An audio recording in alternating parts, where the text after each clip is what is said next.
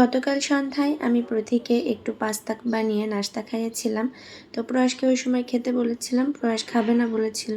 কারণ ওর তো স্কুল থেকে আসতে আসতে 5:30 বেজে যায়। ও মাত্রই এসে গোসল করে খাওয়া দাওয়া করেছিল, যে কারণে ওর আর এই পাস্তা খাওয়ার কোনো ইচ্ছা ছিল না। তো বলেছিল, আম্মু আমাকে সকালে টিফিনে এটা বানিয়ে দিও। প্রতিদিন টিফিনে কি দিব এটা ভাবতে ভাবতেও আমার বেশ অনেকটা সময় চলে যায়। কারণ সকালবেলা স্কুল হলে বাচ্চাদের কিন্তু টিফিন দেওয়ার বিভিন্ন অপশন থাকে, কিন্তু যেহেতু দুপুরে স্কুল, সেহেতু টিফিনের অতটা অপশন নেই।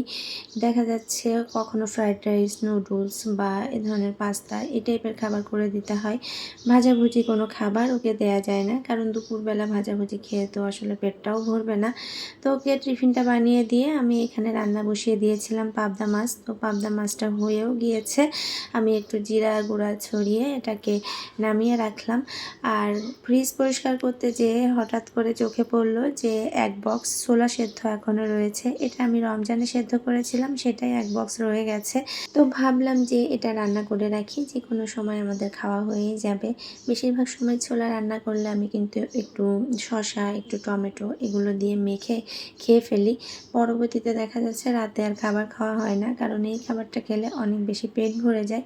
তো রান্না করে রাখলাম, কেউ না কেউ তো খাবেই। সে চুলায় আমি একটু লাউয়ের সবজি বসিয়েছিলাম, আর এদিকে ছোলাটাও কষানো হয়ে গেছে। আমি অল্প পরিমাণে পানি দিয়ে দিলাম, যেহেতু এটা সেদ্ধ ছোলা, খুব একটা সময় লাগবে না। আর এই তো আমার রান্নাবান্নাও আজকে হয়ে গিয়েছে। এখানে আমি এই যে লাউয়ের সবজি করেছি আর পাবদা মাছ টমেটো পেঁয়াজ দিয়ে একটু ভুনা করেছি। দুপুরবেলা প্রতীকে ঘুম পাড়ানোর পরে আমি ঘরের টুকটাক কাজ করে নিচ্ছি। আসলে আমার দুপুরে ঘুমানো হয় না কখনোই, কারণ দুপুরে ঘুমালে কি হয়, রাতে আর আমার ঘুম হয় না। কোনো দিন হয়তো শুয়ে থাকতে থাকতে এমনিতেই ঘুমিয়ে গেছি, কিন্তু পরবর্তীতে রাতে খুবই কষ্ট হয়েছে আর ঘুম হয় না। তো এই কারণে কাজে ব্যস্ত রাখি নিজেকে, যেন ঘুমটা না আসে। আসলে দুপুরে খাওয়া দাওয়ার পরে কিন্তু খুবই ঘুম আসে। আর এই গাছটাতে আমি একটু পাথর দিয়ে নিচ্ছি, দেখতে সুন্দর লাগবে, যেহেতু ইনডোরে আছে তো পাথর দিয়ে দিলে একটু দেখতে অনেক ভালো লাগবে। আর এই যে একটু চকচকে পাথরগুলো দিয়ে দিচ্ছি, এগুলো কিন্তু অন্ধকারে জ্বলে।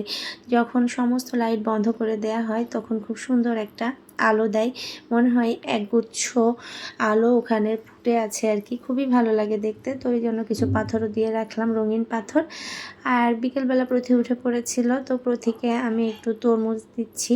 আসলে তরমুজ কেটে দিলে তো খেতে পারবে না, কিন্তু এরকম ছোট ছোট করে তুলে দিলে কিন্তু ও ঠিকই খেতে পারবে, আর দেখতেও সুন্দর লাগবে। ও খাওয়ার চেষ্টা করবে আর কি। যাই হোক, খেতে হয়তো খুব একটা পারবে না, তবে খাওয়ার চেষ্টা করবে। এই কারণে আমি একটু সুন্দর করে গোল গোল করে ওকে তুলে দিয়েছি। সারা বিছানায় প্রথির খেলনা ছড়ানো। প্রথির ব্যাগে এখন স্থান পায় আমার লিপস্টিক, নেল পলিশ, যত কিছু আছে সব কিছু। আবার এমন অনেক জিনিস আছে যেগুলো খেলার যোগ্য না, অথচ সেইগুলো তার ব্যাগে স্থান পায়।